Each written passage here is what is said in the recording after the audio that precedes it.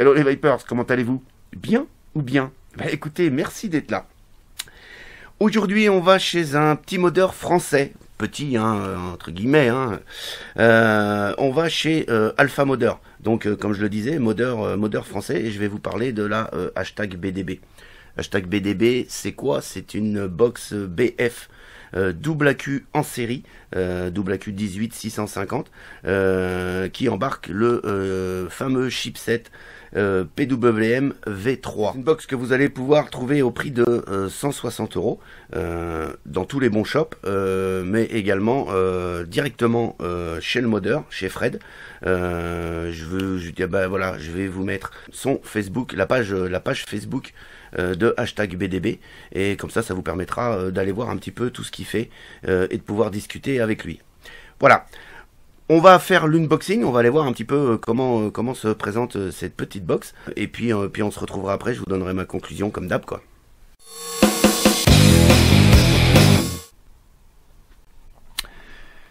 Donc voilà, on se retrouve sur le packaging, sur la boîte de l'hashtag BDB, entendez par là box de bâtard de chez Alpha Modeur. Donc une boîte en plastique plutôt costaud, plutôt quali, mais toute simple, hein, il n'y a pas de fioriture et aucune indication dessus. Pour l'ouvrir, bah, c'est tout simple. On a les petits loquets de chaque côté. Donc autant vous dire c'est plutôt quali et ça va bien tenir votre box au chaud. Quand vous l'ouvrez, on retrouve la petite carte de chez Alpha Modeur. Voilà. Ensuite, vous aurez une petite notice d'utilisation pour allumer et éteindre la box, 4 pressions sur le switch. Ne pas faire rougir la résistance sur votre box. Oui, quand vous allez roder votre coil, ne le faites pas sur la box, faites-le sur une table ou sur une autre box électro. Ça sera beaucoup plus simple. Résistance minimum 0,20 ohms. Réglage de puissance s'effectue via le potentiomètre qu'on va voir incessamment sous peu. Utilisez des accus 18650 de 40 ampères de décharge. Alors, on est sur un montage en série, je le rappelle.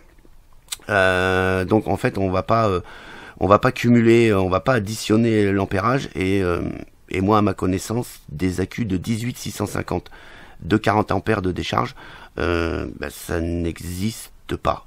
Soit un jus d'accu neuf ou ayant travaillé ensemble, ça c'est évident, il n'y a pas de souci. Ne pas mettre deux accus différents, ok. Le sens d'insertion des accus est indiqué sur le berceau.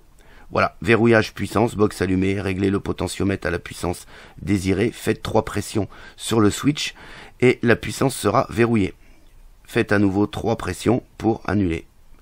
Ne pas laisser à la portée des enfants, garantie à vie, exception faite des chutes, des signes de maltraitance visibles et d'une utilisation non conforme. Ça c'est plutôt pas mal. Ici on va retrouver donc le contact, alphamodeur.com, et puis les petits logos. De l'autre côté on n'a rien du tout.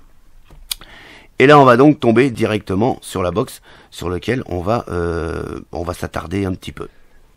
Donc voici comment se présente la box. Voilà. Alors, pour rappel, moi, c'est ma box perso. Je l'ai depuis un peu plus de 3 mois. Donc, elle a trimballé un petit peu partout. Poche du blouson, boîte à gants de la voiture, top caisse de la moto. Enfin, voilà. Autant vous dire que je vois pas de traces d'usure prématurée. La peinture tient plutôt bien. On est sur un boîtier en alu anodisé. Donc, il n'y a pas de souci à avoir. On va avoir un petit peu les specs de cette petite box. Donc on a une box BF double AQ, on a le chipset Smart PWM V3. On est sur 295 grammes au niveau du poids. On va avoir une hauteur de 100 mm, une largeur de 60 mm et ici une épaisseur de 26 mm. Comme je disais, on est donc sur un boîtier en alu et on a une bottle de 11 ml à l'intérieur. Voilà. Ici on a donc une connexion 510 montée sur ressort, une MM510 donc. Ici vous allez avoir le potentiomètre de 0 à 100%. Ici ça n'indique pas la puissance, hein. Ça indique bien le pourcentage de 0 à 100%. On va avoir un courant de stand-by de 4 mA, un wattage maxi de 200 watts, une intensité de 40 ampères, un voltage de 8,4 volts puisqu'on est en montage en série. Donc quand vous aurez vos deux accus chargés pleine bourre, ils vont s'additionner pour atteindre 8,4 volts. Elle va accepter les résistances à partir de 0.2 ohms jusqu'à 3 ohms. On va avoir une protection sur les inversions des accus. On va le voir incessamment sous peu, on va avoir une languette pour retirer les accus. On a une tension de sortie ajustable, donc comme je vous le disais, à l'aide du potentiomètre de 0 à 100%. Protection contre la surcharge, protection low voltage. Bouton de verrouillage ici comme je vous le disais tout à l'heure, 4 clics et on va donc bloquer la box. Ça c'est plutôt pas mal. On va le voir également, on a un traîneau en impression 3D en ABS. On a des portes magnétiques. Je vous le disais, on a des finitions de plusieurs coloris. On a le noir, l'alu, le violet, le rouge, l'orange, le vert et le bleu. Et on a également des gravures ici au laser. Donc toutes les box auront cette gravure là, hashtag BDB, ainsi qu'un numéro de série. Et en supplément, en option, vous pourrez venir graver sur les 3 autres faces qui restent à votre disposition. Savoir que la gravure supplémentaire, à voir avec le modeur, vous lui enverrez le fichier pour pouvoir faire la gravure. La gravure supplémentaire vous en coûtera 6 €. Voilà, donc ça permet de pouvoir vraiment personnaliser votre box. Ça, c'est plutôt pas mal. On a une garantie à vie, comme je vous le disais précédemment, c'est-à-dire que si vous avez une utilisation normale de votre box, aucun souci, vous contacterez Alpha Modeur, Fred, de son petit nom, le modeur, et puis vous lui renverrez la box en SAV, et si l'utilisation est normale, remplacera les éléments défaillants. Voilà. On peut aussi personnaliser au niveau des accessoires, ici au niveau du switch, du bouton de Skunk, et puis ici du ring ici autour de la connexion 510. Là vous avez plusieurs possibilités.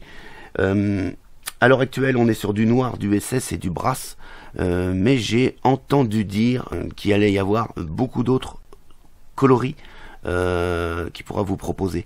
Il faudra au pire le contacter sur sa page Facebook pour avoir plus de précision à ce niveau-là. Voilà au niveau des specs et un petit peu la globalité de la box. Ensuite, on va aller voir à l'intérieur parce que c'est ce qui nous intéresse le plus. Donc on va être sur une porte comme je vous disais tout à l'heure avec des aimants. Ici vous avez 4 petits aimants, ce qui fait que la porte vient se loquer très bien. On a un petit jeu ici, vous voyez, en latéral. Voilà, latéral et puis en longueur également. Bon, faut vraiment appuyer dessus et c'est normal, c'est un jeu normal. Le jeu, c'est l'art de la mécanique. Voilà. Donc la porte ici avec la gravure hashtag BDB. Voilà. À l'intérieur, on va retrouver donc la bottle de 11 ml que je vous parlais tout à l'heure. On va retrouver la petite languette ici pour les accus. Ça c'est plutôt bien pensé et elle tient super bien. On va retrouver ici le chipset, donc le PWM V3. Alors c'est super bien fini, on va se rapprocher un petit peu. Voilà, ici donc on a le chipset ici en dessous la gaine thermo-rétractable. Ici on a la connectique donc du potentiomètre ici sur le dessus.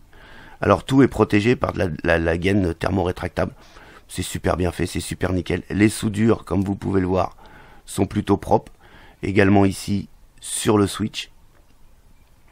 On a ici la connexion, donc 510, ici ça redescend sur du laiton. Ici on a un berceau donc en impression 3D en ABS. Donc à l'heure actuelle, à l'instant où je vous shoote la revue, les berceaux viennent des États-Unis. Et pareil, sont assortis au niveau du coloris de votre box. Si vous avez une box rouge, le berceau sera rouge. Si vous prenez une box noire, le berceau sera noir. Ici, on s'aperçoit, on voit le bouton de Skunk qui vient appuyer sur la bottle. Donc, ça appuie super, ça revient tout seul. Pas de souci là-dessus. Ici, on retrouve également les petits aimants. Ici et ici. Donc, la connexion 510 ici, montée sur ressort. Et le potard. On va faire le tour de la box, puisque moi, je vous dis, ça fait 3 mois que je la trimballe de partout. D'abord, je la lâche pas, je vape 15 heures par jour dessus. Et vous pouvez vous apercevoir que, mis à part quelques petits pets ici, parce que ça, ce sont les traces d'usure normales sur une box qui a 3 mois quand même. Voilà. Vous apercevrez que voilà, là, c'est simplement des traces d'usure. mais en tout cas il n'y a pas un POC, il n'y a pas un PET sur ce boîtier. Voilà. Pareil, hein, vous voyez sur le switch, hein, des petites griffures, bah ça c'est des traces d'usure tout simplement, d'une box qui a vécu déjà 3 mois, avec, je le répète, à peu près entre 15 et 18 heures de vape par jour. Donc on s'aperçoit ici qu'on a le sens d'insertion des accus, hein, donc on est bien sur un montage en série. Donc on prend les accus, on vient tout simplement les mettre dans le sens indiqué sur le berceau. Et puis voilà, alors ça tient bien, hein, ça tient plutôt pas mal. Je reviendrai là-dessus sur le maintien des accus un peu plus tard dans la revue. Il est vrai qu'une fois que vous avez un petit peu baroudé avec, qu'elle est dans la poche du blouson, les accus ont tendance un petit peu légèrement à se soulever. Je dis bien légèrement, et il faut, voilà, vous avez entendu, là on a l'accu tout simplement un petit peu décalé. Vous voyez ici, il suffit de appuyer dessus pour le remettre en place. Ça c'est pas grand chose, c'est peut-être une amélioration à amener en mettant peut-être un petit bout de mousse ici à l'emplacement des accus pour voilà, parce que bon, si on fait ça, ça bouge pas. Si on met un petit choc un petit peu plus sec, l'accu a tendance ici à venir se décoller. C'est absolument pas rédhibitoire, ça gêne absolument pas son fonctionnement.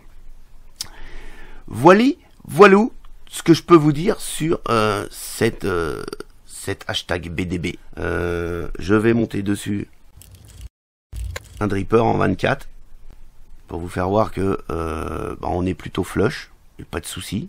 Hein, donc si vous montez un atto en 25, ça dépassera un petit peu. En tout cas, ça dépassera pas de la box, mais ça dépassera du ring aussi, de la connexion 510.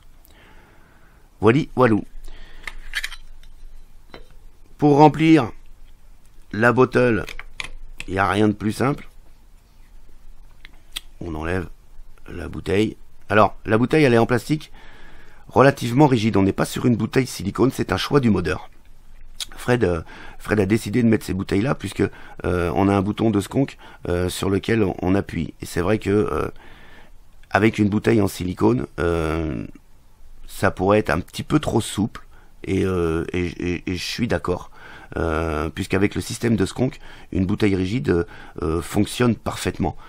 L'autre avantage d'une bouteille rigide, c'est que quand vous allez la remplir au taquet et la refermer, ça vous évitera d'avoir le jus qui remonte, parce que le silicone est tellement souple que c'est vrai que c'est un petit peu galère au remplissage, mis à part si vous avez une bouteille de refill, où là c'est au top. Mais sinon, le silicone, quand vous ouvrez la bouteille, c'est un petit peu gênant. Là, absolument pas, du fait de cette petite rigidité qui n'est absolument pas gênant, je le répète, pour son fonctionnement. Donc il suffit tout simplement d'ouvrir. Vous voyez ici, on a un deuxième petit capuchon, ce qui fait qu'on n'a absolument pas de fuite sur cette bouteille. C'est plutôt bien foutu. Et puis ensuite, eh bien, il suffit tout simplement de venir remplir le plus simplement du monde. On remplit et on y envoie 11 ml. Autant vous dire que 11 ml, ça permet d'avoir une bonne autonomie au niveau de juice. Voilà. Alors là, j'ai peut-être rempli un peu fort, parce que quand je vais remettre le tuyau dedans, je vais vraiment être au taquet, et non, ça tient. Coup de chance. Voilà, coup de chance. Donc là, j'ai vraiment mis 11 ml. Je suis vraiment au taquet. Et je viens donc refermer. Donc là, l'avantage, c'est que vous pouvez vraiment venir bien fermer votre capuchon, parce que vous êtes, je le répète, sur une bouteille un petit peu rigide. Et ça, c'est plutôt pas mal. Voilà. Ensuite, alors, vous avez deux possibilités, hein. Soit vous laissez la petite languette en dessous, ça vous permettra de faciliter. Je vais vous faire voir. Faciliter pour enlever la bottle. Moi, non, parce que je vais changer. Quand je veux changer mes accus, ça m'évite de faire sauter la bottle. Donc moi, je ne mets pas la petite languette sous la bottle. Voilà. En plus, moi, je la remplis pas comme ça. En règle générale, j'ai une bouteille refill et je refile par le dessus. Voilà. Donc, après ça, c'est un choix personnel. Oui, je voulais aussi, en passant, vous dire que la connectique ici au niveau des berceaux n'abîme absolument pas les wraps, pardon, n'abîme absolument pas les wraps de vos accus. Ça, c'est plutôt pas mal. On risque pas de les blesser. Voilà. Voilà. Donc j'ai mis donc le dripper dessus. Et en fait, quand vous venez sconquer, ben, tout simplement, vous allez voir ici le liquide arriver. Ça vient tout de suite. Hein. Vous voyez, voilà. Ça sconque super bien. Vous voyez, là, je suis à 40%. Et alors, les accus sont full charge. C'est super réactif. Ça marche super bien. Voilà. Tac.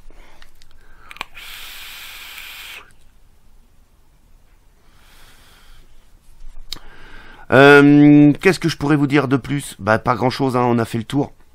Voilà. Bon, c'est un certain gabarit. Hein, bien sûr, faut venir loger hein, les 218 650 et puis la bottle. Donc vous voyez, il n'y a pas de place de perdu au niveau de la largeur. Au niveau de la longueur, c'est pareil, faut bien venir y loger le chipset, la connexion. Voilà. Le berceau ici, c'est pareil, il n'y a pas de place de perdu. Bon, peut-être ici un petit peu une épaisseur, mais bon, voilà, 100 mm, ça me paraît pas déconnant en longueur. Et puis la largeur, on est sur une BF double AQ, donc forcément, il faut de la place pour le mettre. C'est absolument pas gênant. En tout cas, moi, je l'ai trimballé, je vous le dis, partout, et j'ai pas rencontré de problème majeur. On va se retrouver pour la conclusion. Je vais vous dire ce que j'en pense. Et puis comme d'hab, les plus, les moins. Et puis voilà.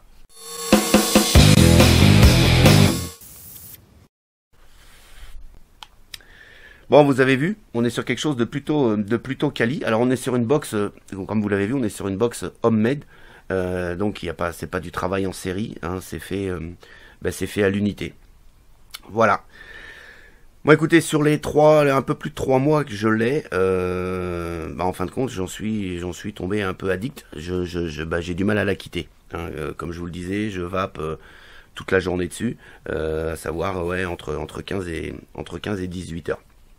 Je n'ai pas rencontré de problème majeur, même pas du tout. Alors si j'avais eu un petit souci, donc j'avais appelé Fred pour lui dire mon souci. Et ça s'est réglé en 3 mouvements. Je vais vous faire voir ce qui peut vous arriver. Il peut se passer qu'à un moment donné, le switch ne fonctionne plus. En tout cas, moi, ça voulait plus switcher. Et c'était dû à cette petite pièce ici. Voilà, qui est juste ici en dessous, là. Qui s'était tout simplement dévissée. Pourquoi? Parce que à force de la trimballer, les micro-vibrations avaient fait que cette petite pièce ici s'était dévissée. Donc j'ai tout simplement pris une petite pince à bec plat et je l'ai resserré et puis c'était terminé. Voilà le seul souci que j'ai eu sur cette box en 3 mois. Si on peut appeler ça un souci, voilà, c'est rien de dramatique. En tout cas, le SAV s'est fait au téléphone tout de suite. Paf, paf, paf, j'ai fait le truc et ça a fonctionné. Donc, jusqu'ici, SAV, nickel. Au niveau de la vape avec le PWM V3, à l'aide de ce petit potard, en fait, ça va être une vape au ressenti. C'est-à-dire que comme je vous le disais, ça ne vous indique pas la puissance. C'est-à-dire, c'est pas de 0 à 100 watts. On est sur du pourcentage, ça veut dire que ça va vous donner ce que vos accus ont dans le ventre. Donc c'est une vape au ressenti. Il suffira tout simplement de mettre un tournevis plat sur la petite flèche, là il y a une petite fente prévue, et puis de tourner jusqu'à atteindre la vape que vous désirez. Ça se fait rapidement, vous commencez admettons à 20%, et puis vous tirez une barre, et puis vous augmentez jusqu'à ce que vous ayez une vape, la vape qui vous va le mieux. Vous n'avez pas d'écran qui va vous donner votre puissance, mais en tout cas c'est une vape au ressenti. Voilà, c'est plutôt pas mal et en tout cas ça marche plutôt bien. Je vais passer tout de suite sur les plus et les moins puisque je vous ai à peu près tout dit, en tout cas tout ce qui était important sur cette box #BDB. Donc moi sur les plus, j'ai trouvé au niveau de la finition, de la qualité de fabrication quelque chose de plutôt bien. C'est plutôt bien réalisé. On sent que c'est fait avec passion. Tous les éléments sont bien assemblés, les soudures sont au poil. Ça, c'est plutôt bien. J'ai trouvé également une bonne autonomie, une bonne gestion du PWM au niveau de l'autonomie des accus. Étonnamment, moi, j'ai à l'intérieur des VTC 4 et je passe la journée dessus.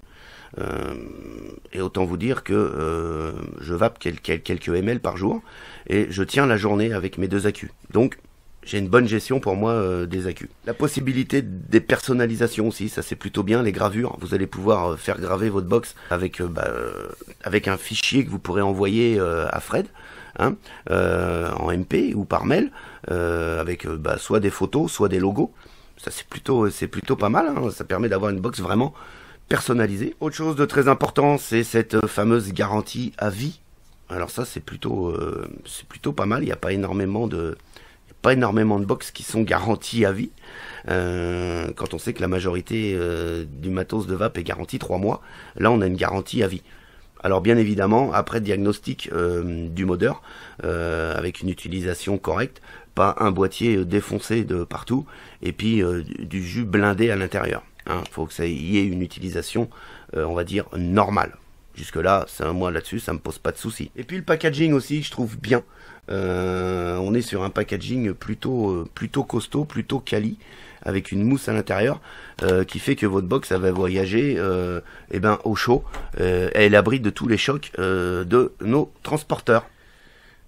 J'ai aussi quelques moins, c'est pas vraiment des moins, c'est peut-être des choses que Fred pourra améliorer. Il n'y en a pas des tonnes. Il n'y en a pas des tonnes, vraiment. Pour moi, c'est au niveau des accus. Vous avez vu, je vous ai fait voir tout à l'heure. Quand on bouge la box, il faut la bouger assez fort. On a l'accu qui vient se déplacer. Celui-ci, en fait, tout simplement. Voilà. Quand on le bouge comme ça, on n'a pas de problème. Mais quand on met un petit coup un peu plus sec, voilà. On a l'accu qui vient se loquer qui vient se plugger le long de la porte. C'est absolument pas gênant, en tout cas ça gêne pas son fonctionnement. La preuve, vous avez vu, là je l'ai claqué le long de la porte. Ça fonctionne. Voilà, c'est vraiment là, c'est pour chipoter. Hein. Bien chipoter, hein, c'est pour taquiner un petit peu le modeur. Voilà, donc tout simplement, hein, un petit bout de mousse ici par exemple. Et puis ça tient super bien la box, la queue. Voilà. Un autre moins, c'est que je suis devenu addict à cette box, et je la lâche plus. Ça c'est, voilà, hein. Ça c'était le moins pour rigoler. Et puis voilà, je vais avoir fait le tour. Je sais pas si je me rappelle plus si je vous en ai parlé au niveau des accessoires là. Il va y avoir plein de coloris possibles et imaginables. Ça il faudra vous rapprocher de Alpha Modeur sur sa page Facebook, et vous verrez il y a plein de déclinaisons de coloris au niveau des accessoires. Pour conclure, elle a obtenu la note de 4,7 sur 5 au sein du Vapelier, ce qui est une excellente note, et d'ailleurs ça va la placer top mode. Voilou. Sur ce, il me reste plus qu'à vous souhaiter une excellente journée ou une excellente soirée. Et puis je vous dis à très bientôt pour d'autres aventures de la vape. Allez, ciao, ciao.